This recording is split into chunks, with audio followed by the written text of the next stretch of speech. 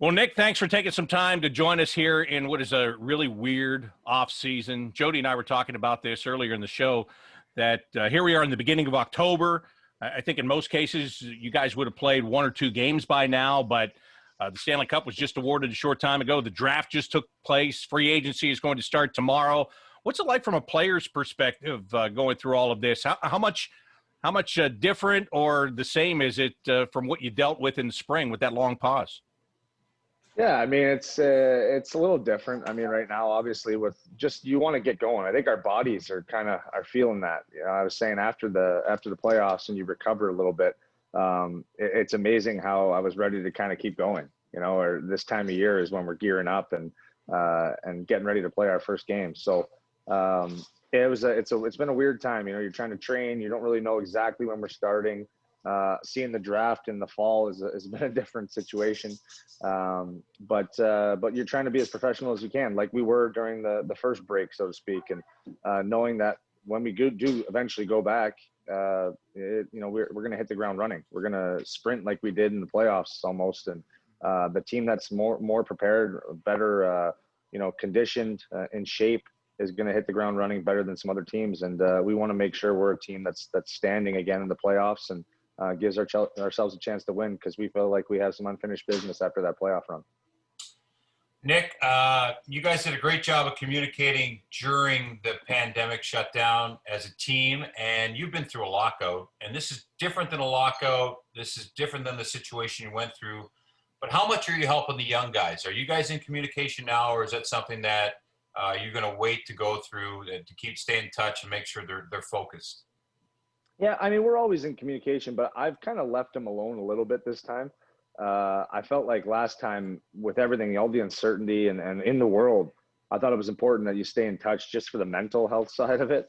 So I think now that there's a little bit more of a sound footing for a lot of guys, especially some of the younger guys are actually back playing in some leagues overseas.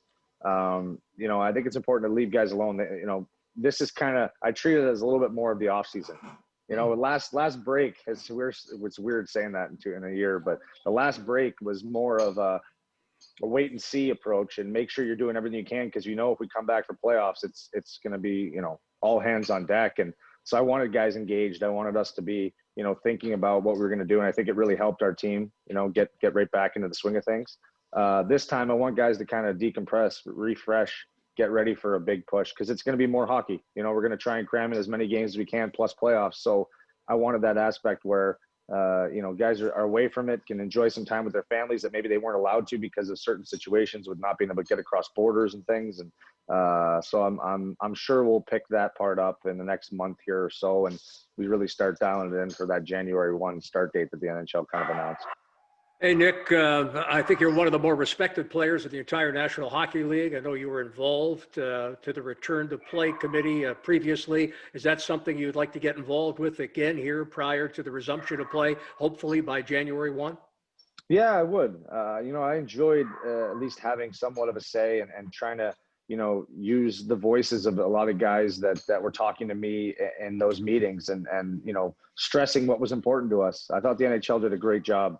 Under the circumstances, if you really look at the overall body of work, to be able to award the Stanley Cup through this difficult time was outstanding on their part. And I thought the buy-in from the players, the coaches, all the teams to get us to that point, my hat's off to everybody involved and all the people behind the scenes. I don't think, people realize we got to see it a little bit in the bubble. But the amount of people behind the scenes trying to get this done on really not knowing all that much of how it was going to go, I thought it was fantastic. And just to be able to see a champion awarded, I think was a proud moment for everybody in the NHL. And especially for a time where there was so much uncertainty in the world, to give some people some reprieve from their daily lives and their daily worries to watch sports again and to cheer on their favorite teams. I think we did our job in this pandemic. And I think we're looking forward to getting our fans back around us again here when it's safe to do so, and then hit the ground running again. Nick, you're talking about safety and a little different off season this year. You got more guys with families in town. You're in Columbus right now instead of spending the off season up in Sudbury area. So what's the different dynamic to be able to train with a lot of these guys that are typically, you guys are usually all in your respective cities, and now you have, Savvy, you, Atkinson, Grigorenko in town. Is it a different dynamic to train with these guys? Yeah, it's different. I mean, it's kind of fun, not having everybody around. We go into the rink, we're doing the safety protocol that we have to do. So I do train still at home a little bit just to kind of break it up and keep and be smart. Obviously the amount of time you can limit around each other is a good thing. And I like also just breaking it up from the rink. We're there so much, but it's nice to be the older guys in the room. Usually a lot of the younger players come in to train, and now you're seeing a lot of the veteran guys around, and it makes for, that camaraderie that's so important, right? You have that where you're building it, and as more guys trickle in and the more they see us around, I think it's just so important for our team to hit the ground running when we do. So it's been unique working with Kevin Collins and Nelson Ayot and our training staff, and and having those guys at our disposal when a lot of times we're away and our different training methods. So it's been pretty cool just to stick around with the guys and have that feel of at least you're in a team atmosphere during this time, which is something I think we all crave right now. So we're enjoying it and looking forward to that moment when there's a lot more guys in town and we're getting ready to gear up for training camp. We're talking with Blue Jackets captain Nick Foligno, and you were talking about the Stanley Cup being awarded and how it was great what the league did, and it was. I think the one thing I learned the most about this year's Stanley Cup playoffs is if you look at the last 4 years, if you draw the Columbus Blue Jackets at some point in the playoffs, you have a guarantee of going to the Stanley Cup final and 3 out of 4 chance of winning the Stanley Cup.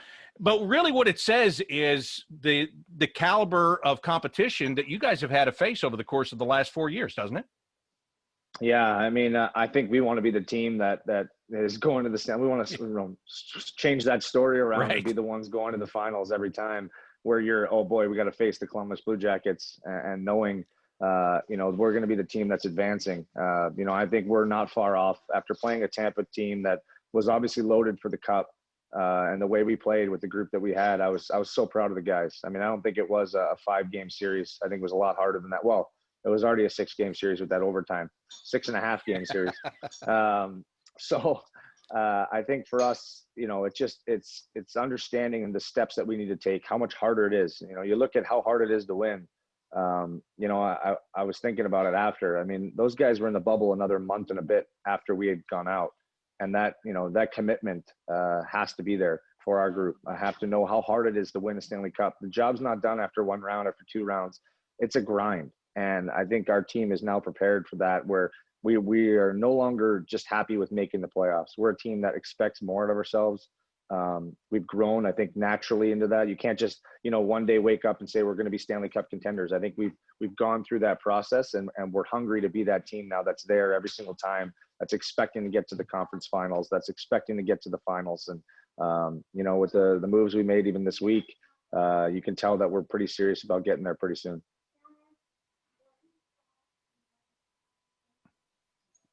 Jody, you're muted. I think you're muted. Yep. This is only your 1,000th interview, Jody. How do you know? My dog's barking. Hey, 2-parter for me. What was the bubble like? And you may never play 5 overtimes again. Not many people play 5 overtimes. What is that like as an athlete? What's going on now that it's in the past? When you look back at it, just share that with us. Yeah, I mean, I'll answer the last question first, just with the 5 overtimes. I mean, I think it was just one of those situations where, this is what you prepare for. This is why you do those reps with Torts. This is why we're cursing them under our breath when we're doing training camp. Those are the moments, and it's unfortunate we didn't get the result that we felt we deserved. I know we are coming off a really hard series against Toronto, and to jump right into that, looking back now, I'm so proud that we didn't give. It was a fluky goal. It wasn't like we handed them one. It was just one of those ones that you knew it was going to go in like that, and any team had a chance to score, and it ended up being them. But I mean, the fight from our guys to not give in, to go 5 overtimes, even though we were probably dog tired and feeling the effects of the last round. We jumped right into that series against a Stanley Cup champion team and And it was just it was a wild, ride. You were almost laughing, we were in the locker room. We're like, is this really happening? Going out for the fifth overtime was hysterical at one point. You're watching guys cram in as many things as they can to eat, and bananas, oranges, everything. I mean, I kind of wish they rolled out the beer and the pizza like probably the old days, but they didn't do that for us. Games changed, but no, it was really cool to look around the room and see that not one guy wanted to give in. You're looking over at Seth Jones, cool as a cat, like just didn't even look like he was really playing at that point. It looked like he was not even sweating, and all the other guys that maybe were feeling it, but we're not going to give in. I watched so many of the young guys drinking this pickle juice that helps with cramping. There's so many other guys that had these, and then I think the guy that gets forgotten in all of it is Jonas Corposalo. I mean, the amount of pucks that guy saw and had to stand there and face. I mean, I'd have nightmares. But and he's already a toothpick to begin with, and I was worried when he took his gear off we weren't going to see him at all. But it was just really cool to see those guys and how they fought for each other. And I was so proud of the team after that game. And then people forget to come back and win the next one against that team. Man, that says a lot about our group. And I'm ticked that we didn't get the result we wanted after that. But it was awesome to see. And the bubble was the bubble. I mean, I think there's always give and take and good things, bad things, but overall it gave us a chance to chase our dream of winning a Stanley Cup. So for everything that maybe wasn't perfect, in an unperfect world right now, I think we'll take it and appreciate the work that went into it. I enjoyed it for getting to know the guys even better. Some of the younger guys where maybe because of my family or because of the situation I'm in as an older guy, you don't get that time together. I cherish that where you get to sit. I played video games with guys I'd never played video games before. Actually ended up beating one of the younger groups. David Savard and I were a team. We ended up beating some young guys. It was awesome. We were cheering like we won the Stanley Cup in the room. So just those little moments, I think, bring your team together, and you got to make the most out of it, right? And so I think we tried to do that as a team, and just unfortunate we couldn't, make a longer run than what we had planned to go in there for. Nick, on one side, obviously you, one of the guys that has family, and there are several others on the Blue Jackets hockey team. But with the uncertainty as to when exactly we see a play return, is there any thought at some point you might head over to Europe and maybe play some games to get ready? I've thought about it. I think it's hard with just the uncertainty, like you said, in the situation. And, I think our family is most important. And also I think I'm older now where I've understood what I'm going to need to get myself ready to play. I think sometimes you can use the time off to your advantage as well. And for a guy like me who plays the game a certain style, sometimes that rest helps. I think I'm not going to say I know exactly how to play, but I know my style and what makes me successful in the NHL. And I feel like I can bring that in even if I don't have that game experience to maybe 4 or 5 games to kind of get myself going. I felt like I was able to do that, and the break that we had was just as long if you think about it, and getting ready for playoff hockey, which is a lot different. So, I've thought about it a little bit, but with the uncertainty with the borders and things, I'd hate to be away from my family any more than I've already been. 8 weeks is the longest I've ever gone away from them, and I think my wife could definitely use the help, even though I tend to screw up more things than help with right now. She's been good about making me feel good, like I'm actually helping around here. But it's been really fun just to, I get a chance like this weekend. My son's got his first hockey practice. I'm never really able to do these things. So, and I said, I'm already getting a dose. It's at 6:40 in the morning on Saturday morning. So I'm getting a dose of what the youth hockey experience is like again. And I'm more excited than I think he is. I don't really haven't told him yet what time we're going, but I'm just excited to take him to the rink and have those experiences that I had as a kid. And so those are the things that I'll cherish right now until we're ready to play again. Nick, instead of going to Europe, you can skate with Jody and I. We'll show you some good old tricks from the old school, and you'll have playing competition there. That's what I'm hoping for, guys. I'm waiting to get invited to some league around town here soon enough. But serious note, Max Domi, big acquisition this week. How excited are you about having him on the team? And then obviously, what do you think he's going to bring to the organization and to the team, as a group, especially on the power play? Yeah, I mean, first off, I think, I want to make sure I point out a great guy going the other way, and Josh Anderson, a guy that we all loved. And sometimes that's the business. I've been a part of trades that, it works out for both teams. And this is one of them, I think, that, you hate to see him go because you know what type of player he is. But Max feels a need for us right now. He's a guy that, has had success in the NHL. I think he's looking for an expanded role, an opportunity to be a guy that can play the position that he wants to play, which is a centerman, and has that really good combination of skill and grit. And I think that fits in perfectly to what we are as a team. And I think we're excited about that opportunity to have him there, to have a guy that's going to really push a guy like Pierre-Luc Dubois, and help us be that team that's going to hopefully, solidify things down the middle and give us an opportunity to become the team that we envision. So I'm looking forward to getting to know him. I've heard a lot about him. Obviously know his dad and my dad were in the Leaf system. I think my dad coached him for a year or two in Toronto. And so I'm looking forward to getting to know Max a lot better and bringing him into the organization and the fold here and making him feel a big part of this, because he's going to be a big part of this for years to come.